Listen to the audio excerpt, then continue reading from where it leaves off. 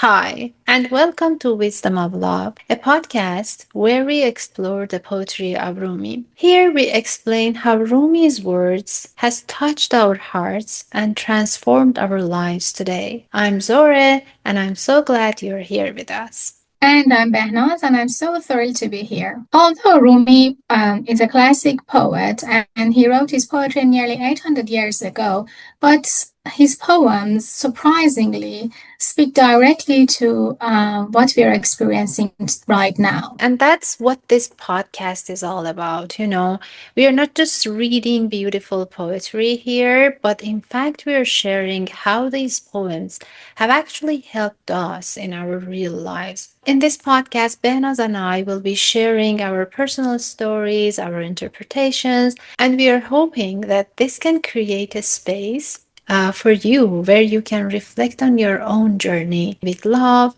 with loss, spirituality, and the wisdom of love. Wonderful. Today we are going to read and elaborate on three powerful couplets from the third book of Mesnevi. Perfect. So I just want to reiterate that whether you are already familiar with Rumi or you're just discovering him for the first time, we invite you to join us in this exploration. Let me read the first couplet in Persian and then its translation in English. ننگرم کس را وگر هم بنگرم او بهانه باشد و تو منظرم. I look at no one, and even if I do look at them, they are merely an excuse. You are what I truly see. This is so beautiful. Behnaz, I was thinking, like when he says, I look at no one, by looking, so we see something through our eyes, but at the same time, we are creating mental images in our minds, right? And our minds are constantly showing us things. So we have mental images of things, our experiences, the objects that we desire, our memories, anything that we have experienced through life. And our mind tries to convince us that they are important. After reviewing all these mental images and all these experiences, we might feel miserable, worried, or sad. But I feel like this couplet is somehow teaching us not to look at these experiences in a way that they become our main preoccupation. We shouldn't let them to be the main driver of our emotions. Is that true? Exactly. And it works the other way around too. Think about the moments that you look at a breathtaking sunset or you hold a newborn baby, you feel something beyond the physical beauty. The second couplet somehow reiterates what you said. He says عاشق صنع توام در شکر و صبر عاشق مصنوع کی باشم چو گبر. English translation is I'm in love with your artistry in gratitude and patience. How could I be in love with what is made like an idol worshiper? Wow, this is so deep. Rumi makes a clear distinction between loving the things and loving the creator. And he says being in love with the things made rather than the maker itself is like somehow like being an idol worshiper. So what Rumi is trying to convey is that everything that comes our way in life, good or bad, instead of focusing on the situation, instead of like thinking, oh my God, how unwanted this is or how difficult the situation is, I look at the creator. I look at the one who's the creator of those things and events.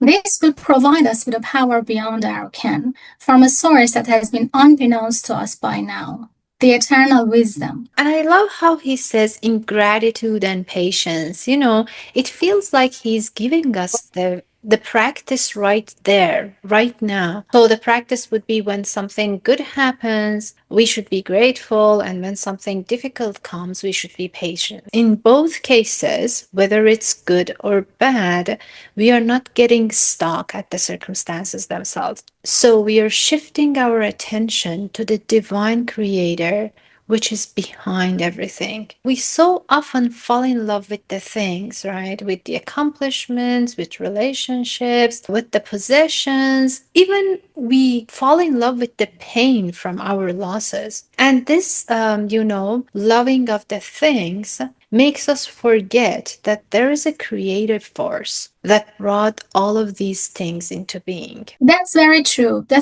third couplet is exactly about this. He says, عاشق صنع خدا بافر بود عاشق مصنوع او کافر بود. The lover of God's artistry is a true believer. The lover of his creation is a disbeliever. That's so deep. Because when we focus on the creator instead of just the created objects, we somehow gain access to something deeper. So I think by true believer, he means our wisdom. It's the time when our wisdom starts to work through us, and everything we do becomes more creative, more effective, and the reason is that we are connecting to that divine artistry itself, right? But on the other hand, whoever loves the objects and not their maker, they somehow lose their access to the divine wisdom. We get cut off from the source. That's correct. And about the word disbeliever, I think it's not really about religion in a narrow sense. It's about losing sight of reality. These three couplets together form a complete teaching. It taught us to look beyond the things, to love the source. As they say, don't mistake the finger pointing at the moon for the moon itself. Yeah, that was very nice. And so Rumi invites us to fall in love not with everything our mind shows to us, but open the space around them and look beyond them and practice both gratitude and patience. Exactly. Behnaz, I was thinking exploring these verses with you today reminded me again that this wisdom isn't just poetry. It's a day-to-day practice. It's something we get to return to again and again, and that's what we hope for our listeners too. Yes, Sore, we hope these couplets become companions in our daily life. When we are facing a challenge, when we are celebrating a joy, when we are simply trying to make sense of it all. Thank you so much for being here with us today. Until next time, may you see the divine in everything you encounter. And may your heart always find its way back to the source of all love.